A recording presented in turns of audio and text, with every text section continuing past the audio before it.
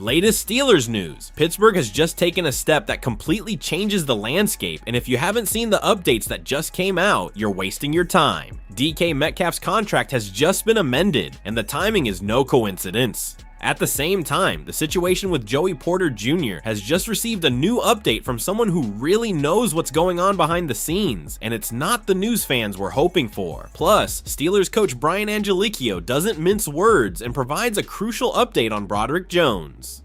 Let's start with DK Metcalf, because what just happened with his salary says a lot more than you might think. Alright, let's talk about this DK Metcalf situation, because on the surface, it looks like just another boring cap move. But trust me, there's more going on here than meets the eye. The Joey Porter Jr. contract drama has been hanging over Steelers camp for weeks now. Mike McCarthy himself came out and used the word impasse to describe where things stand between the team and their fourth-year corner. And on top of that, Porter's been stuck on the PUP list all summer with a back injury that a lot of people think is more contract-itis than anything physical. Season opener against the Falcons is coming up fast, and there's still zero resolution. But while all that drama's been playing out on the defensive side, Pittsburgh just made a totally different kind of move on offense. Field Yates dropped the news himself. The Steelers restructured DK Metcalf's contract, turning a chunk of his base salary into a signing bonus. That move alone just freed up almost $18 million in cap space for 2026. $18 million. That's not pocket change, guys. And here's why the timing matters so much. This cap space shows up at the exact moment Pittsburgh is trying to figure out what to do with Porter. ESPN's Brooke Pryor basically said it out loud. $18 million in breathing room could be exactly what helps a team push past an impasse like this one. Before this move, Pittsburgh's top 53 contracts were sitting about $5 million over the cap. This one swing basically wiped that problem out completely. Now, restructuring a deal like this is pretty normal business in the NFL. Teams do it all the time to lower their cap hit, but Jerry DeLocke is out here saying this money isn't going toward a Porter extension at all. Problem is, a bunch of other NFL insiders are pushing back hard on that take, so take it with a grain of salt. Let's put the cornerback market in perspective real quick. Devin Witherspoon is the top guy right now at $33 million a year. Denzel Ward's sitting at $31.1. Trent McDuffie's right behind him at $31 flat. If the speculation is right and Pittsburgh actually uses this new space to lock up Porter, he could be walking straight into that elite tier of highest paid corners in the entire league.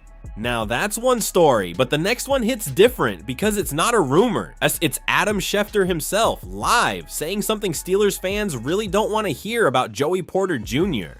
Okay, so we just talked about the money side of things. Now let's get into what Adam Schefter actually said, because this one's not speculation. This is coming straight from one of the most plugged in guys in the business.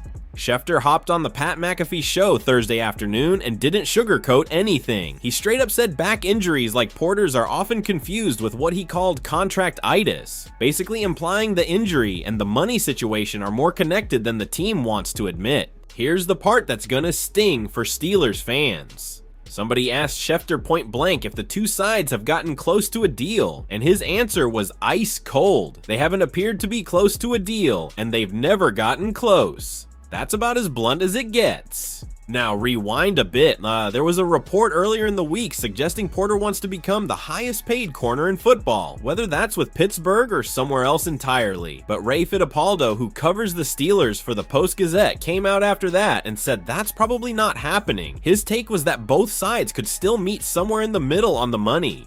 For context on where the corner market's at, Devin Witherspoon just reset it completely with a 4-year, $132 million deal from Seattle. Meanwhile, New England's supposedly ready to make Christian Gonzalez the new top earner at the position, but those two sides are reportedly far apart on how the deal should actually be structured. So naturally, people are starting to wonder, could Pittsburgh just trade Porter before week 1?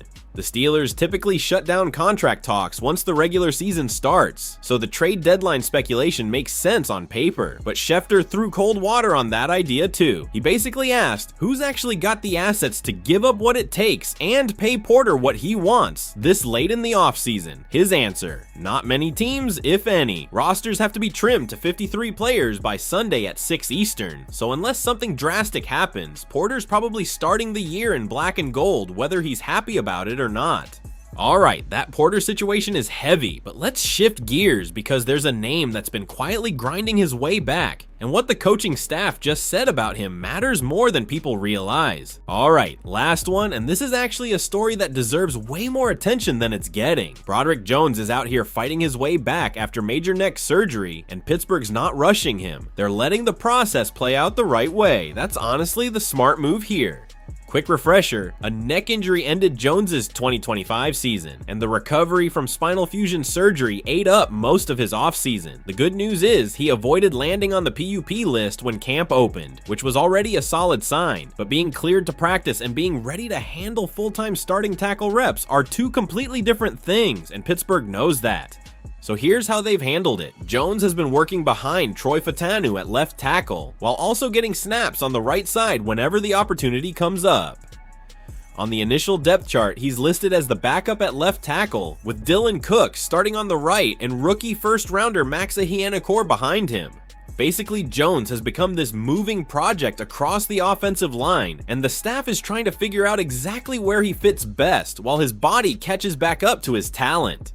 Offensive coordinator Brian Angelicchio addressed this directly with the media, and his message was pretty clear. Patience, but with a plan. Here's what he said: trying to find his groove, working the right side, the left side. So we're going to continue to push him and give him some reps and see if we can get him to settle in. But I think a lot of that is just getting back and getting out there playing, which is good. It's been good to see him out there, and you can see he's getting more and more comfortable. That phrase, settle in, pretty much sums up where Jones is at right now. It's not just about picking left or right tackle, it's about rebuilding the muscle memory that disappeared while his neck was healing, especially in pass protection, where even the smallest mistake gets exposed instantly against NFL caliber pass rushers.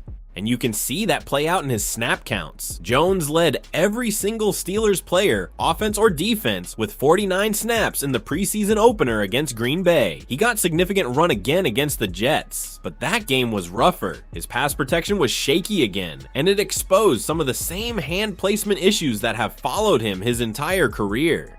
When his punch lands late or doesn't control the rusher, his athleticism has to bail him out, and that's a tough way to survive against NFL-level edge rushers. Here's the silver lining though, Pittsburgh's giving him enough live reps to actually fix these issues. You can't rebuild offensive line technique in a weight room. Jones needs live speed to power counters, needs guys attacking his hands, needs real NFL pressure to relearn how to react. There's no simulation for a 260-pound pass rusher trying to collapse the pocket around your quarterback. And working both tackle spots might actually turn into his biggest strength long term.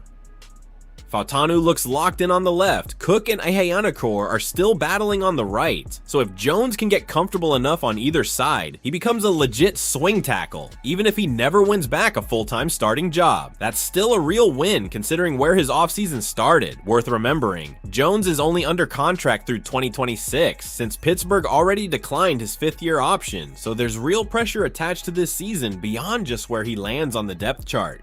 Bottom line, the staff isn't pretending Jones is all the way back yet, but they're clearly not giving up on him either. The preseason finale is gonna matter a lot here. He needs clean protection reps and better hand technique to convince the coaches that wherever he lines up won't turn into a liability. Spinal fusion surgery isn't something you just shake off, especially for a tackle whose entire job is absorbing violent contact snap after snap. Some rust was always gonna be part of this, but the clock's ticking, September's coming fast, and patience gets expensive once the games start counting. Angelicchio's clearly seeing progress every time Jones steps on that field, and honestly, that might be enough. He doesn't need to be the 2023 first rounder overnight. He just needs to show enough that Pittsburgh believes that guy is still in there somewhere.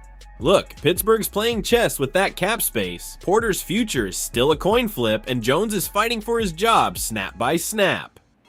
Which one worries you more, guys? Drop it in the comments, and hit subscribe because you don't want to miss what's coming next with this team.